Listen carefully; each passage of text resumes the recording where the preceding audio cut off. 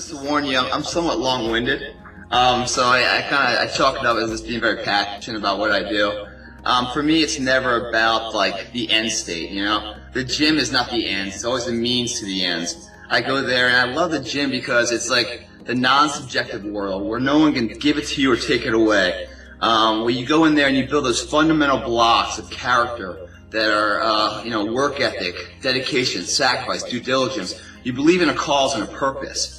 And you look at the longevity of it. You don't get carried away with all the speed bumps in life. You stay, your eyes on the horizon of where you want to go. And every day you pay your dues and you pay that sacrifice. And over time, when everyone else is sleeping, your competition, you're up performing. It gives you this belief that what you're doing has value to it, right? And over time, yes, in the mirror you see a transformation visually of how you look. But the greatest transformation in the gym is not the vanity of the mirror, but the mindset, the confidence that if you apply these character building blocks to any endeavor, you can see reward. Now, in real life, outside the gym theater and every other theater of life, from corporate America, from mailroom to CEO, or being a good husband, or a real player in your community, it's very subjective. Things can happen in business. Things can be taken from you outside your control, meaning they're very subjective. But as long as you believe in the process of building those blocks, building your IPO status, like your namesake of what you're worth, when you say something, it's not just talk, you back it up with action. You at the gym, and yes, you transform yourself and it looks great, but really all of a sudden you just did something there, didn't you? And if you apply the same tools that got you that, in every other theater of life, mailroom to CEO, to be that husband, be that person that the little kid goes, that's my dad, guys, that's my dad. Now we're talking about something that you're gonna make me cry. Yeah. Yeah, it's not how big your bicep is or anything else. It's that belief in the greater cause that you can get there. You're not gonna have it today. And life, and same with the gym and everything, it's a marathon. It's not a sprint. There is no short fix to a long-term situation. And if you're willing to pay that sweat equity and believe in the course and walk through the mud in life to get to the higher ground, then this world becomes your playground. And all of a sudden it's like, it's freedom. You'll unlock your potential. You're driving the day. You're the master, not the servant. I mean, you're running the day. The day's not running you. So how do you stay grounded in all that stuff, And as you have success, how do you continue to pursue it? Because I find success to be a very dangerous field. It's double-edged. You're proud of it, but a lot of people get complacent in success. They get comfortable. And anytime you're in a comfort state, like if you're sitting on the couch, nothing's moving, right? Nothing's happening. In order for anything to happen in your belief, in your benefit, you have to enforce reaction. You have to adjust the situations. When you're in a comfort zone too long, your true potential isn't challenged. So it can become a very dangerous zone. So when you find success, people are like, oh, you're successful. Well, backtrack a little bit, because success doesn't define you. You define the success, meaning you created it. Once it's created, it doesn't create you back. No, you have to stay created. And when they say things like, don't forget where you came from, these big A-list celebrities, they forgot where they came from. What that means is like back in the day when they were starving or they were broke or, they were just, they weren't the person they are now. They had this eye of the tiger, this thirst for desire, and they kept going and going and going. And then all of a sudden, the worst thing happens. That success comes a lot of accolades and a lot of comforts. And then all of a sudden they transfer from who they were into what they are now, forgetting that who they were created who they are. And if they remember who they were, then wherever they are is just a stepping stone to where they can get to. It never ends. It keeps on going. So the thing of staying grounded and staying true to who yourself isn't about being humble. It isn't about being thankful. It's about remembering that person that wanted more in life. Because I don't care what success you have, there's so much more this world can offer you that enriches your life. When we leave this world, we can't take any of these monetary values. Everything we take is the non-tangibles in life, the memories between interactions of people, or the legacy behind for others to follow in footsteps and motivation to achieve their goals, right? So that's the only thing that we can really live on. That's the life. When you're going through a situation and the nervousness is in you, the butterflies, the anxiety, everything's building up. It's fight or flight mode. What do I do? What do I do? Do you go for it or do you step back? Those are those moments in life that I shoot for, I run for, because that's what really feels alive. And anyone out there is kind of wondering what's their path, where to go, and how do I get going? I'm feeling kind of lost. do an honest check with yourself, by yourself. Write down all your fears, what you're most scared about. Right behind those fears that are self-imposed, meaning they don't exist, they're intangible. Yeah.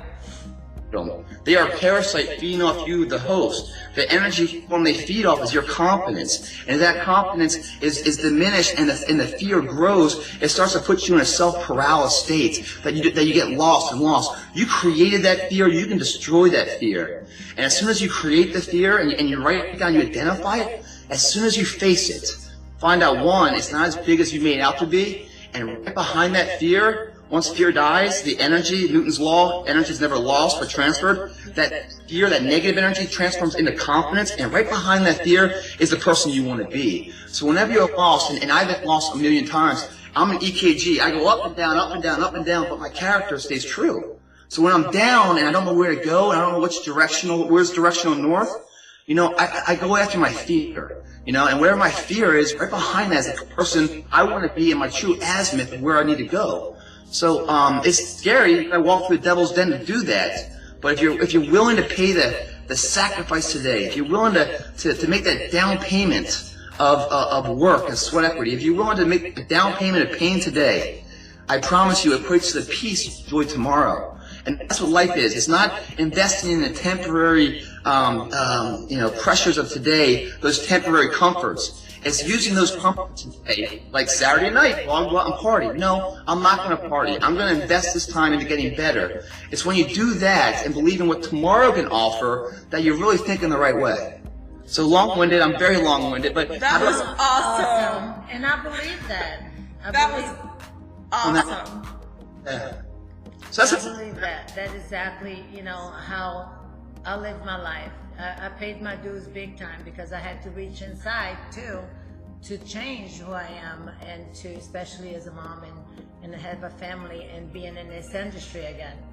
But I love it. That's exactly how I think you should live. Yeah. And that greatest moment when you guys are hurting and each one of us has this one moment. We look back, we close our eyes, and we think back. You have a bad day, right? Everything's going wrong, It's like, you just feel like you're knocked down, and you have no energy to do anything. You're second yourself. You're feeling like depressed. Everything's like a sad moment. Then all of a sudden the phone rings, right? In the middle of the day. And the person on the other end is a good news. Maybe others went in admission of cancer. But you just got that job, Or whatever it is, all those fruits of that labor finally paid off, and that one thing they thought lost for it. You hang up the phone and you feel alive. You take over the world. You have that invincibility to you. You can't tell me the person you were before that phone call or after that phone call has changed physically or capabilities in any way. No. They came through the phone into your ear and empowered you. No. It's mindset on how you see the situation.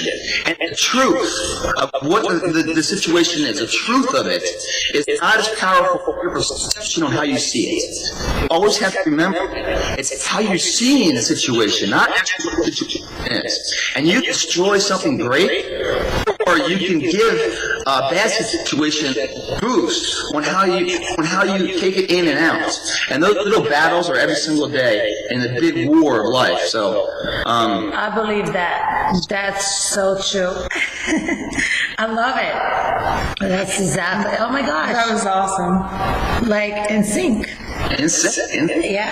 Yeah. And so our views, that was wonderful. I got goosebumps. I don't think that's I can take that. Yeah.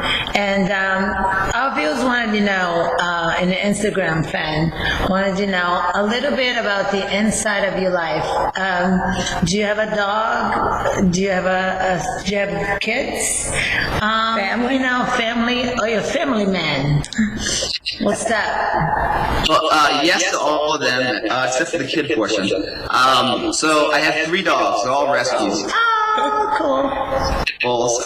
First one I rescued in New York when I was living in Manhattan. The other 2 out here in LA. The first one, the name is Quest. Okay. Brown nosed pit bull, and so I was in a tough spot at the time. I just got out of the military. I was engaged. Engagement didn't work. I was deployed so much. So I was kind of really starting a new journey of my life when I went up to New York. And so this dog needed a home. The people that had her were training her to fight, putting gunpowder on her nose. Oh no. So I was in a place that really didn't allow dogs. I said to the health and the dog anyway. And I grabbed the dog. I named it Journey because me and her are going to do this journey together, this new chapter of life. And so the very first night, I'm walking the dog down in South Manhattan, Battery Park is where I was living, in South Seaport, you know, the restaurant area and the nightlife. And I'm walking the dog, and this good-looking girl sees the dog and comes over. And I go, man, this dog's going to work out beautifully.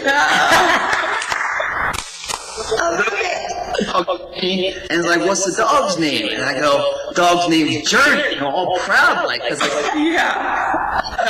I want her to like interesting name. Why? You know, cause I got a story to tell her. You know, like and she doesn't say that. She goes, you know, I love that band. I listen to them all the time. I go, well, pump the brakes. No. This is an iconic name for this is Journey. My Journey. No band.